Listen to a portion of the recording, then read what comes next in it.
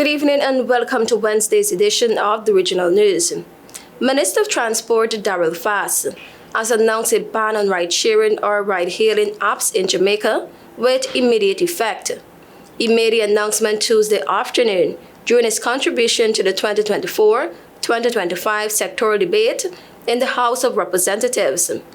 Fass said he was moved to act after being written to by a member of the Police High Command. Says follows the announcement by the police on Monday that remains they discovered in Salt River, Clarendon, are believed to be those of missing St. Peter Clever Primary and infant school teacher Daniel Angline. Angline, who lived in St. Catherine, was believed to have chartered a ride-sharing service on the morning of May 13 when she went missing. Deputy Commissioner of Police Fitz Bailey says the suspect believed to be responsible for Angline kidnapping and murder was arrested back in 2015 on sexual assault charges.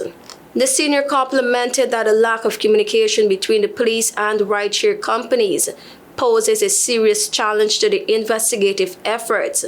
Fass agrees. Quote unquote, "The government is not opposed to it.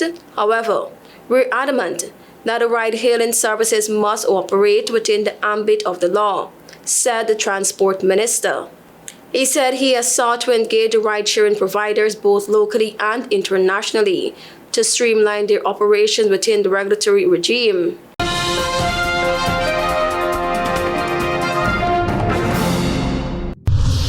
The time has come, if not long past, for the entire society to review its relationship with the criminal element among us, so said Prime Minister Dr. Keith Rowley on Tuesday as he appealed to citizens to share information so law enforcement can deal with criminals.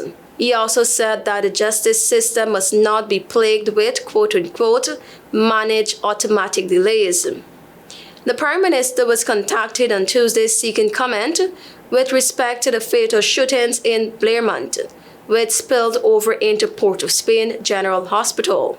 4 men were fatally shot on Sunday night: Peter Abdul Williams, 31, Kevin King, 30, Jonathan Arjun, 28, and Jaden Reese, 21. 4 other persons were injured in the shooting incident, including a 20-year-old man who was shot in his leg, a 20-year-old soldier who was shot in his right eye, a 21-year-old man who was shot in both legs, and a 47-year-old woman who was shot in her right arm and thigh. The mayhem started when gunmen opened fire on a group of people in Belmont, where one died on the scene, while the others sought medical care at the hospital, and the gunmen followed and continued to spray bullets, killing one of the injured men. In addition, 2 of the 4 men were declared dead at the hospital. Doctors have expressed outrage over the incident, and medical staff have been left traumatized.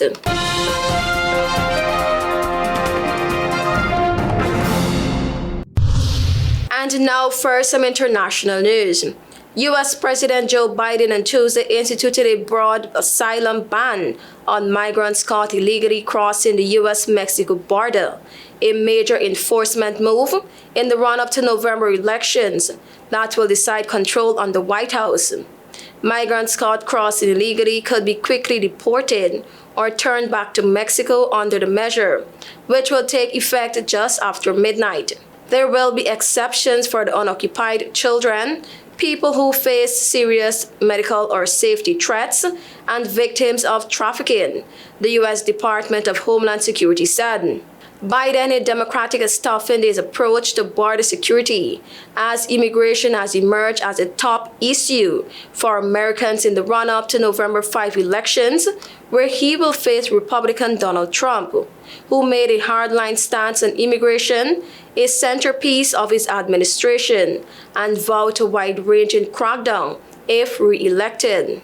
Biden took office in 2021, vowing to reverse some of Trump's restrictive immigration policies, but grappled with record levels of migrants caught crossing illegally, a trend that strained U.S. border authorities and cities receiving new arrivals. During a White House press conference explaining the proclamation, Biden said asylum access would remain available to migrants who registered for an appointment using an app known as a CBP, 1, or use other legal pathways instead of crossing illegally. Thank you for watching. I am Tiana Cole.